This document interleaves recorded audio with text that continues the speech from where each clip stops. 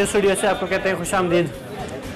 جیسا کہ پہلے بھی ہم نے ایک ویلوگ کیا تھا، ہم نے ایک ویڈیو بنائی تھی جس میں ہم نے بتایا تھا کہ کیسر احمد شیخ نے جو ہے حالیہ دنوں میں یہ اسٹیڈیم دلخشاب کے لیے ایک اسٹیڈیم کی تعمیر کروائی ہے جس میں ناقص مٹیریل کا استعمال کیا گیا تھا اور یہ ادھورا پروجیکٹ چھوڑ دیا گیا تھا، کیونکہ یہ مکمل طور پر اگر کہا جائے کہ یہ اسٹیڈیم کے ساتھ ساتھ عوام کو گندے پانی کا سوئمنگ پول بھی بنا کر دیا گیا ہے تو یہ کوئی ناجائز بات نہ ہوگی۔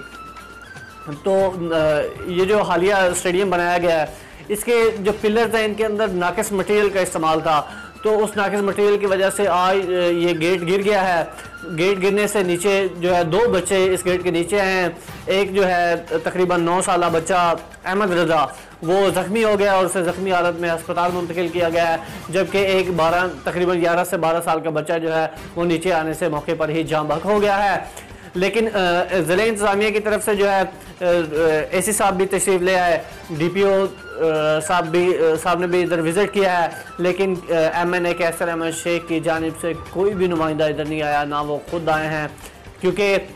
ہمیشہ سے کیسر احمد شیخ جو ہے